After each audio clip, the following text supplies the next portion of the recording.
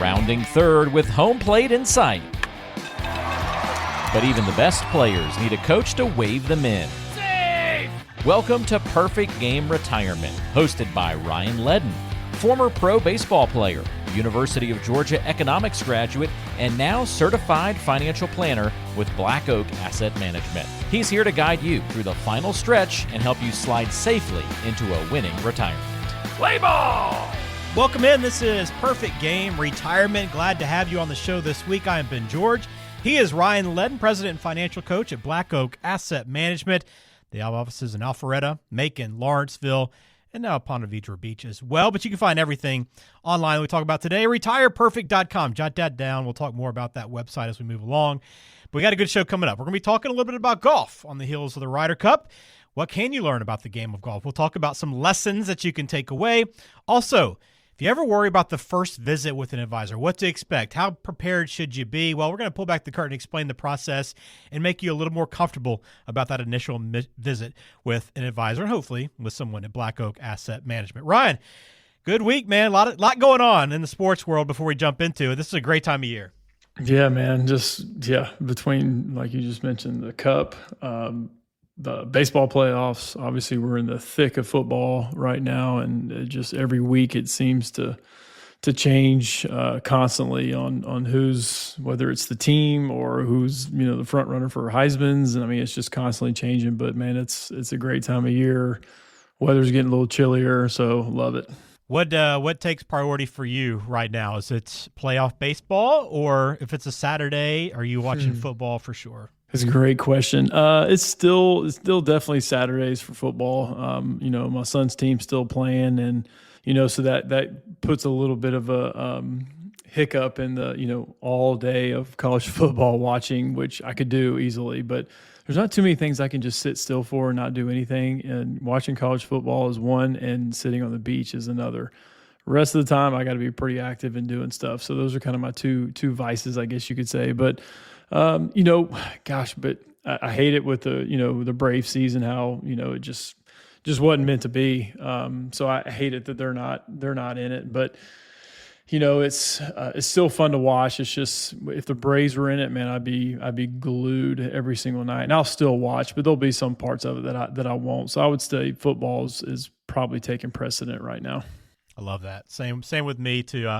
I'll have maybe that baseball on the second TV, but football, you just don't get many of these Saturdays to enjoy, right. So you got to take full advantage. All right, let's jump in then today. As I mentioned, retireperfect.com. If you have questions about what we talk about today, or just want to schedule that first meeting with Black Oak Asset Management, you get to learn more, get to maybe get an idea of how the planning process works with them. Obviously, we'll talk about that a little bit here on the show today, but you can always go to retireperfect.com. There's a link right there at the top to book a call, and you'll be off and running. But on the heels of the Ryder Cup being wrapped up, an awesome event as always. It always delivers. We figured what are some lessons we can take away from golf that teach us about retirement planning? So got a few today, Ryan. We'll share. We'll have some fun with this, but starting with a hole-in-one. So it's exciting, right? It's the most exciting thing in golf. It's every golfer's goal, no matter how good you are, what level you are, that you want it to happen. But it doesn't have a lot of impact usually on your overall success. There's 18 holes in a tournament. There's going to be 72. That one hole doesn't make a ton of difference. So although it's a lot of fun, and it's really cool, you have a story to tell, you'll probably end up at the bar afterwards. Hey, it doesn't make that big of an impact on the big thing. So how do you compare that to retirement planning? Yeah, well, first off, I've never had one, so I no idea. I guess I've been relatively close. I'm sure everybody will be like, oh, it's kind of close. But yeah, plus if you get a hole-in-one, aren't you responsible like buying drinks for everybody afterwards? Buy rounds, yep. Yeah, so man, I don't know if I want to do that. But again, I play so sparingly and not that good that I probably won't ever have to worry about that. So, but yeah, if you think about a hole-in-one, I mean, for all realistic golfers out there, that's a par 3.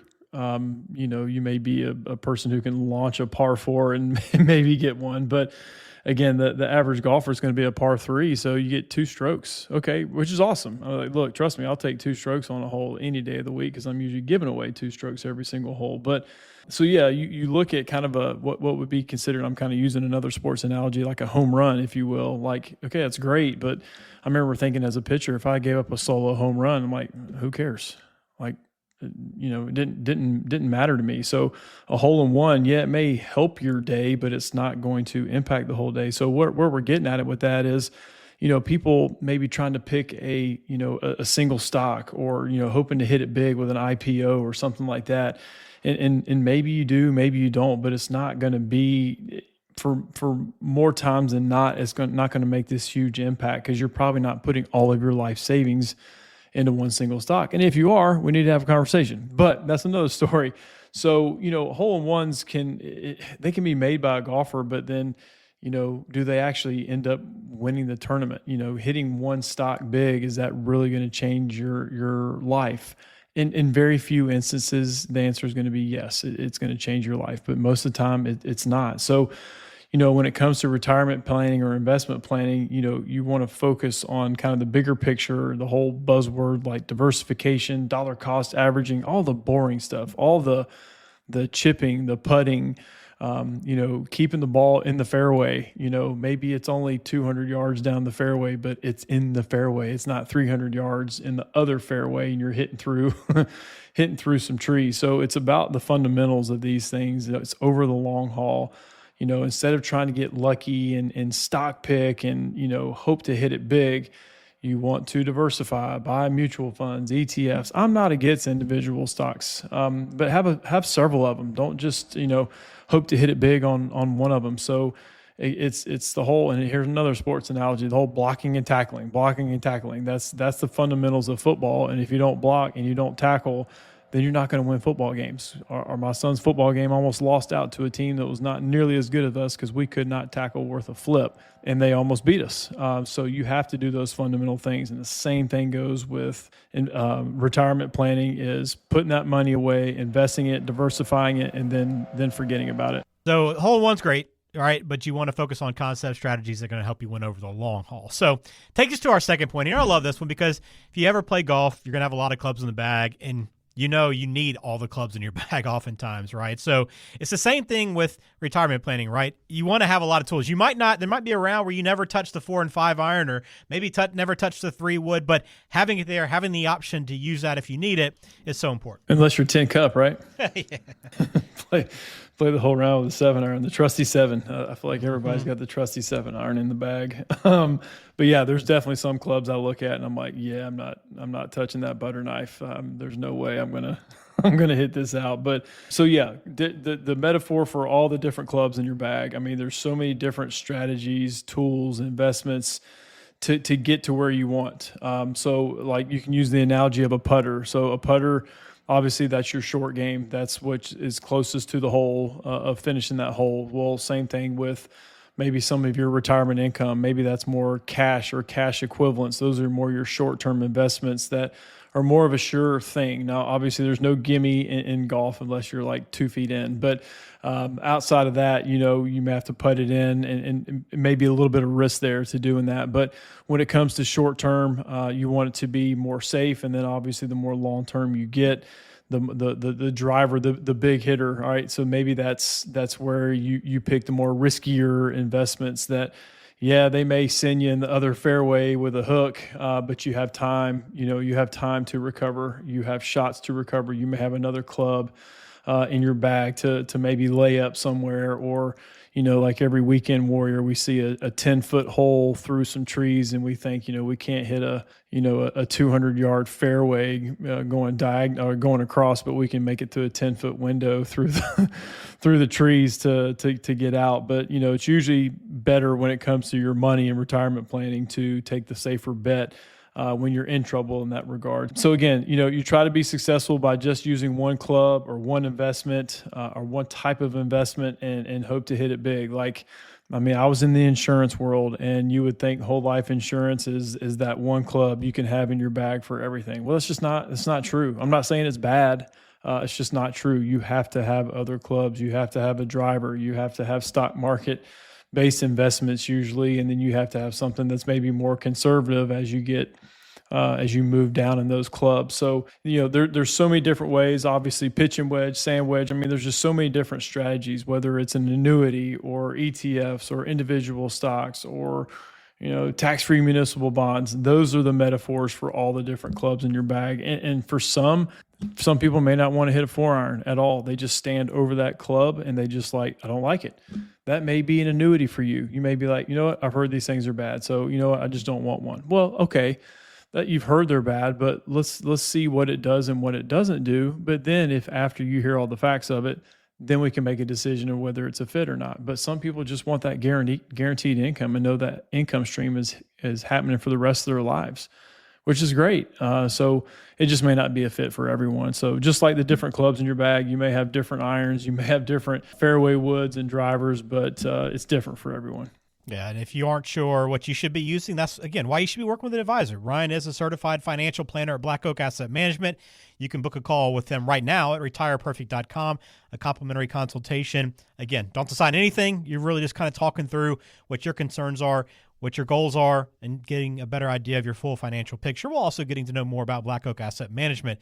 Again, retireperfect.com. All right, last one here, Ryan. You probably enjoy this one.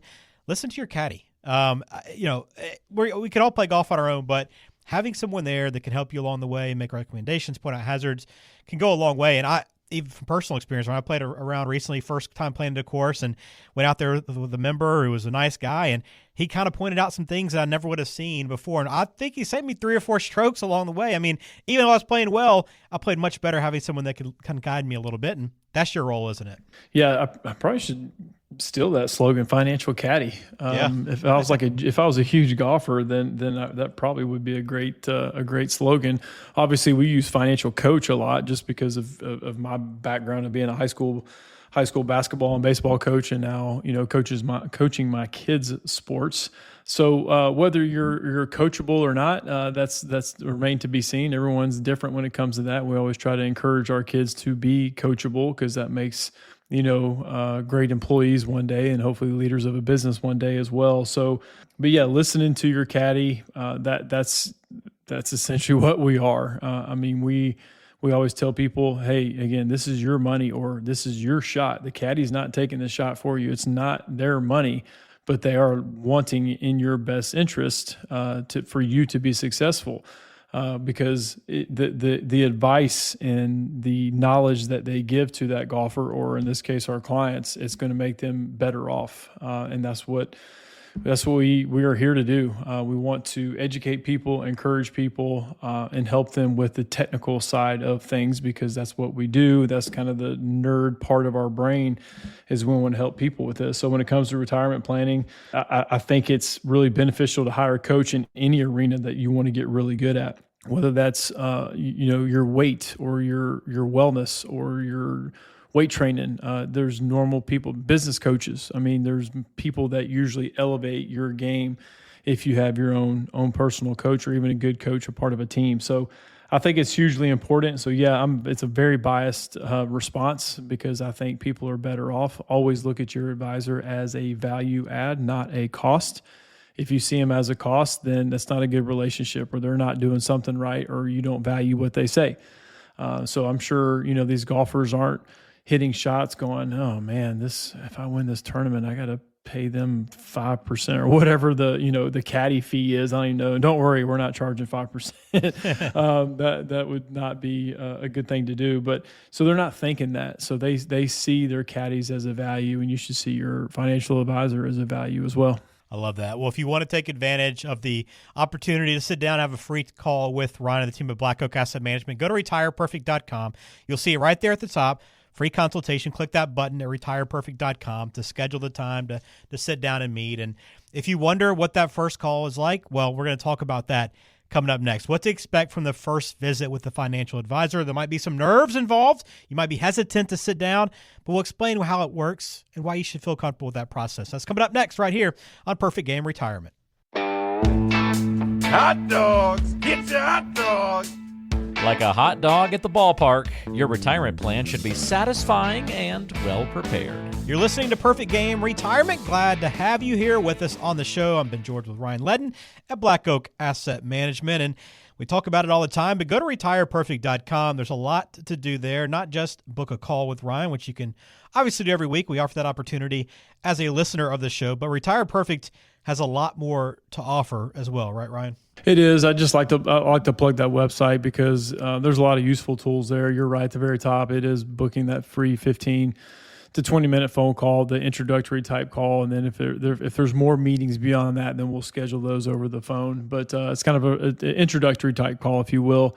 But we have 3 different kits there. One's going to be the Federal Retirement Code. That's the newest one. It's geared toward federal employees. So if you have questions about your FERS and your SERS and your TSP, all the acronyms that the federal government does have, that book is definitely for you. We also have one called the Diffuse the Retirement Threats. That's just for anyone who is kind of on the doorsteps of retirement or even in retirement. And it goes through all these different stories and scenarios of things you need to be thinking about, whether it's taxes now or in the future, inflation, healthcare, all these different things that you need to factor in. And it gives you resources on where to go to help remedy this stuff. So that's another one. So again, Diffuse the Retirement Threats is one.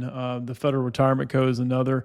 And one we haven't plugged in a while. We have some, but it's more for women who are divorcees or widowed, and you still can even be married to have access to this book. So this was co-authored with myself and Autumn, one of our other advisors here, and it's just geared more toward women and things they may have to take care of if they are divorced or their spouse has passed away, because actuarially speaking, that's going to happen.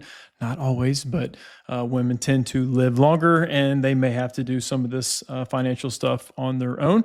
So again, it's another kit book that we have with supplemental materials in there. Again, all we need is your name, some address information, email address, and that way we can send it out to you.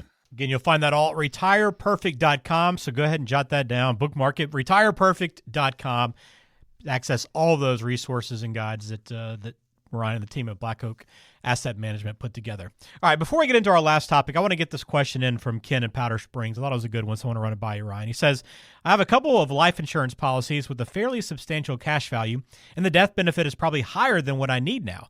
What happens with the cash value if I terminate these policies and get new ones with a smaller death benefit that won't cost me so much every year?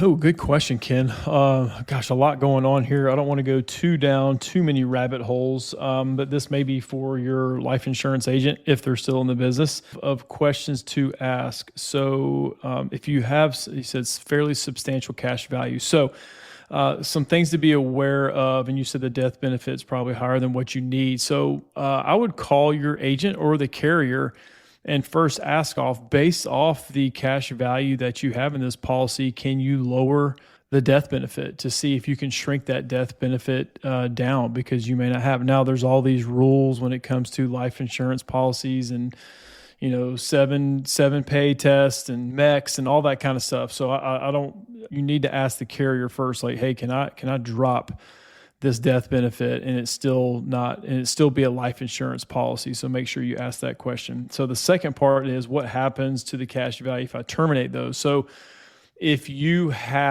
whatever your premiums have been versus your cash value, if your cash value is higher than your premiums, you're going to be subject to some tax on that growth between how much it's grown over the premiums that you have paid.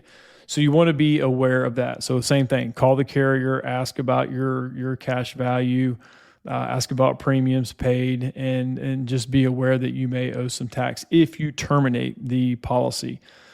So you could possibly exchange 1035, exchange some of the cash value into a new policy, but I wouldn't probably necessarily do that.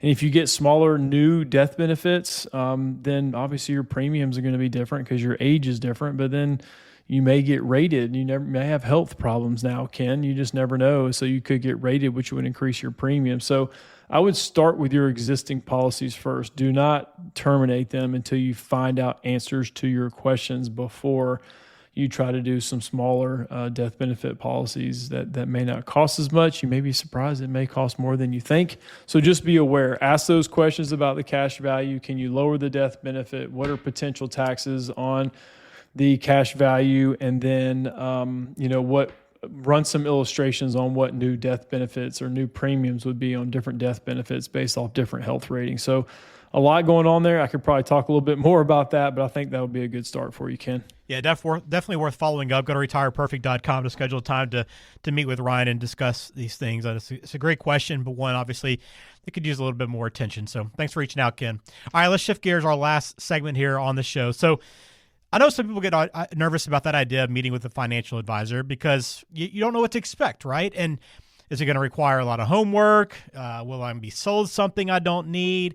Will I be chastised for not handling my money well enough up to that point? There's a lot that goes through your head before these meetings, but let's take a little bit of mystery out of this process, Ryan. So first off, how hard is it to actually get prepared for a visit with you? What do people need to know to be ready to come into that meeting? Yeah, I mean, and if we're talking first meeting, obviously we've talked to on the show about doing the introductory type call. That's super high level. We just like to make that as informal as possible. We want people to feel comfortable and share as little or as much as they want.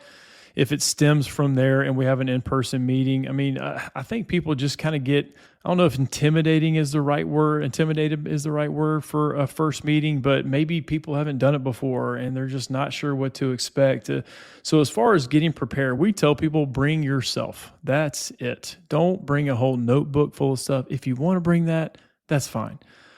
Probably not going to take it from you unless it's just one of those things you're like, you know what, I've enjoyed this meeting. And if we have enjoyed the meeting as well, we decide to move forward then and there. Okay, that happens, not often, because I like people to meet with other advisors and digest this information. And if they decide to go with someone else, then that's fine. You know, they probably would have eventually gone with someone else anyways if we didn't provide them that opportunity to go to another meeting. So we want people as comfortable as possible, talk openly and candid as possible. There is zero judging going on. I even had a friend of mine who was like, you know, in general, asking me about different accounts or whatever. And I told him like, yeah, no, that information you got is wrong. He's like, oh man, Chat GPT'd it. And I'm like, that's wrong. That's information is wrong, which is a very resourceful thing, but not always accurate information. And I was kind of joking with him. I'm like, yeah, that's why you should be working with us. And he's kind of like, well, I want you to judge me on how broke I am, kind of laughing. And I'm like, okay, that's probably part of the reason people are maybe ashamed or thinking we're going to look down on our noses at people with meeting with them. And maybe they do have some consumer debt and we're going to judge. There's zero judging going on because I've seen all walks of life and all situations. So just bring yourselves. There's going to be zero judging going on. The more transparency we have, the more we can help people. So just as far as getting ready, just show up to the meeting on time. That's all I tell people. How stern do you ever have to get with someone to make sure they're serious of the situation? I know a lot of people are worried about maybe getting in trouble, so to speak, but how stern do you actually get? Not very often, because if I have to get quote unquote stern, like I used to have to when I taught seniors in high school, then they're probably not doing something. They're probably not listening to me anyways. They're probably doing some things they shouldn't be doing. And it's like, look, I don't know how many times I can tell you that you should do this and you're doing the opposite and this is not going to work. So we can, in our best interest, terminate the relationship as well if we're in a relationship with someone and we're having to be stern in situations like that. So very rarely, most of the time we're meeting with people, they're willing and open to listen to what we have to say and they're already aware of the seriousness of the situation. So very rarely do I have to do that. That's why I tell people I love teaching. I enjoyed it, but for reasons like that, I will not go back to teaching and have to be stern and, have parents always think it's the teacher's fault. And I'm just like, yeah, I don't want to go back to that world. Yeah, you've passed that point, right? For sure. I want people that want to have my advice. Yeah, exactly. All right, what's a question maybe that you often ask people during that first visit that they maybe aren't expecting you to ask? Good question. Well, sometimes I'll put the question back on them because if they haven't asked how we get paid, like I'll bring that up. I'm like, you got to be wondering how we get paid. And if they haven't asked that, you can just see kind of the weight of the world fall off their shoulders. It's like, hey, it's okay to ask that question because, we're in business to help people out. And so, we get compensated for how we work with people. And so there's a few different ways that we get compensated. And so if we have a conversation on the phone, ask us that question. It's perfectly okay. So a lot of times I turn the table on them if they haven't asked that question. So there's usually a few other questions like that, but usually the cost is one of the first things, because if people have never worked with an advisor, then they're really unsure. They just don't know. They've probably heard some commercials and, we've heard this team talk about this. And anyway, so just making heads or tails of the differences between fee-based and fee-only and commission and things like that. You just need to know the difference between them. Yeah, and if you, again, want to schedule that meeting with Black Oak Asset Management, go to retireperfect.com. You'll see the book a call link right there at the top, and you can get on Ryan's calendar right now, retireperfect.com. A couple more questions, Ryan. What's a common issue maybe or a strategy that you end up pointing out to people that they didn't even know to ask about? I think a lot has to do with all the different types of accounts you have, because the different types means really different types of taxation too. So depending on, it's not only what you own, not the investments that you own, it's the accounts that you own them in. So for instance, bonds and bond funds and things that more fixed income oriented investments, those usually spin off interest, which interest is taxed at ordinary income. Well, which are fine. I mean, if you want to have bonds, that's fine. We'll put your bonds in your IRA accounts because they're already taxed at ordinary income anyway. Again, I'm not talking about Roth, I'm talking about your IRA accounts. So if they're going to be taxed at ordinary income, no matter what investments you have, so put your safer investments in there, then your brokerage account or your non-qualified account or your non-IRA account, if you want to take on more risk there, because usually qualified dividends and things of that nature are taxed more efficiently than ordinary income tax. So again, being tax aware, and then obviously aware of what investments you have, but then how you pull that money out and what accounts you pull them out of. So if you have Roth money, if you have pre-tax money and taxable money, those are three different types of accounts and how they're taxed. If you can take money out strategically, depending on your pensions and Social Security, how you take it out of those different accounts depends on how much money you keep in your wallet from the IRS, and then how long these accounts will last. So there's no one way. There's no like, oh, you got to first draft all your taxable accounts and then go to your pre-tax accounts and then hold your Roth accounts for as long as possible. So there's some truth to that last statement about holding your Roths as long as possible, but if taking money out of a Roth prevents you from going to a higher tax bracket, maybe going from the 12 to the 22, well, that's a big 10% jump, but it's also a big jump in capital gains from 0% to 15. So it's a ton of strategery when it comes to that, a lot of nerdiness when it comes to that, but that's how you keep more of your money because you're being more tax cognizant as you go through this retirement. So again, that kind of gets into the weeds of stuff, but so many times when I mention that and how taxes flow through and how it affects your Social Security taxation and your Medicare premiums, they're like, oh, well, I didn't think about that. So I do love to hear that comment because I'm like, well, okay, that's why you hired me, because I do. Well, look, you can say, look, that's a little bit of a look inside the process at Black Oak Asset Management. But look, there's nothing to be intimidated by, nervous about. That initial call is an opportunity just to learn more and for them to learn more about you as well. Go to retireperfect.com to book that call now. Again, retireperfect.com. Again, it's a free call, no obligations, nothing to sign, just an opportunity to chat with Ryan and the team there. And also go to retireperfect.com to get your hands on all those tools that are offered, the books, the toolkits, the videos, so much information available right there at retireperfect.com. Whether you work with Black Oak Asset Management or not, there's a lot to find right there on the website. All right, we got to get out of here, Ryan. Enjoyed the show as well. Great time of year. Enjoy the baseball playoffs as they continue on, and look forward to catching up with you again next week. Absolutely. Information provided is for informational purposes only and does not constitute tax, investment, or legal advice. Please consult with a qualified professional before taking any action. Securities and registered investment advisory services offered through Silver Oak Securities, Inc., member FINRA SIPC. Black Oak Asset Management and Silver Oak Securities, Inc. are not affiliated.